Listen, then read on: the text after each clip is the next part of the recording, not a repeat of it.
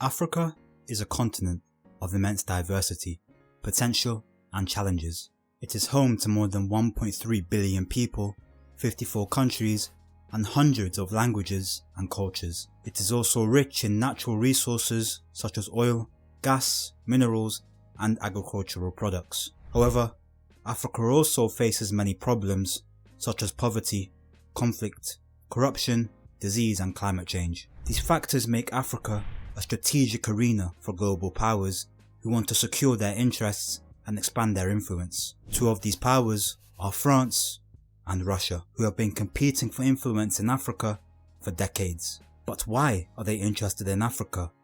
What are their goals and strategies? And how do they affect the lives of ordinary Africans?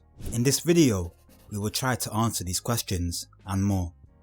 But before we do that, please make sure to hit the like button and subscribe to Habari Tech, your hub for African economics and geopolitics. Also, don't forget to turn on the notification bell so you never miss one of our weekly uploads. Let's start with some history. France and Russia have both been involved in Africa since the colonial era.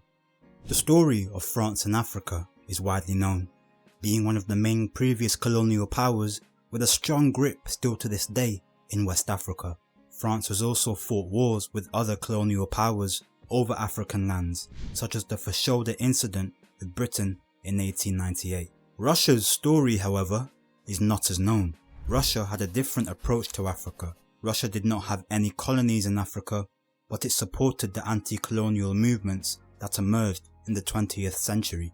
Russia saw Africa as a potential ally in its ideological struggle against the West, especially during the Cold War. But what about today? How do France and Russia operate in Africa in the 21st century? France has tried to maintain its influence in its former colonies by providing security assistance, development aid, cultural cooperation and trade relations. France has also intervened militarily in several African countries to protect their interests or its allies, such as in Mali, Chad, Ivory Coast, Libya and the Central African Republic.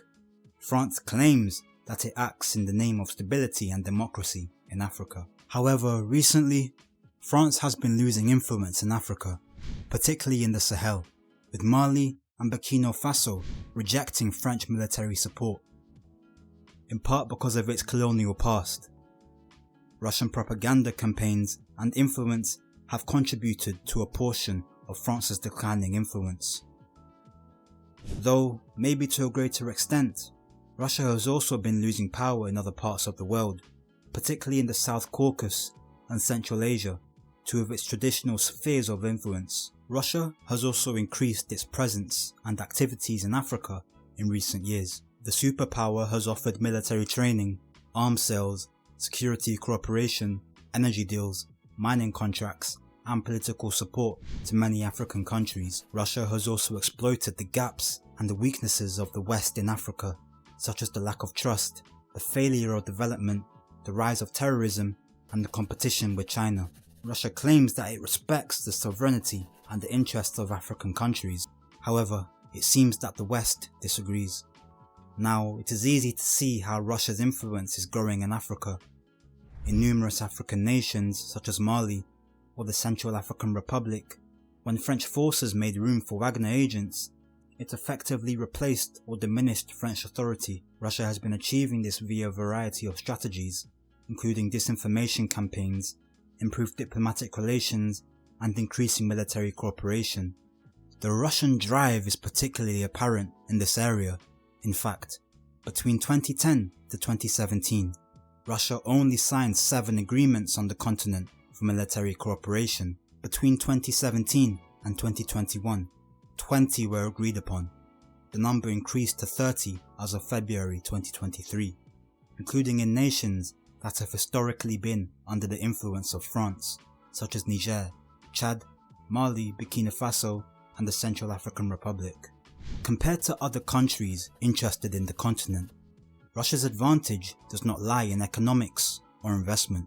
Russia lacks the resources necessary to compete in this market with the European Union, China, or the US. Russia, on the other hand, presents a strategy that entices leaders of nations.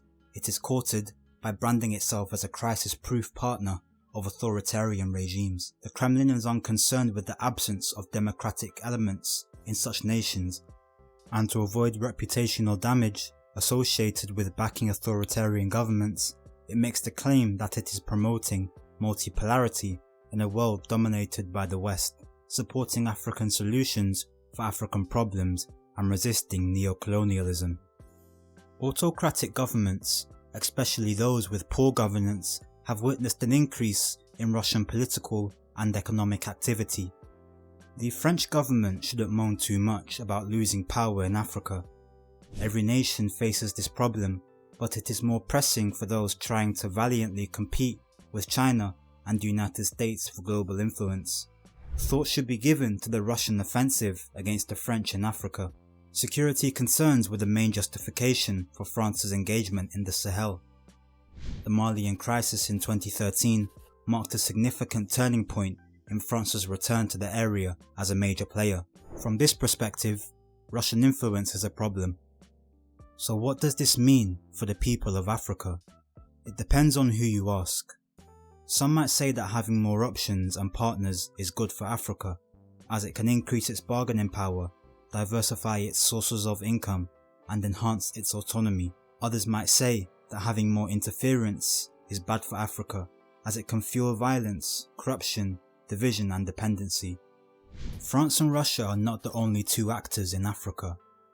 There are also other global powers such as China, the US, the EU, India, Turkey and Iran.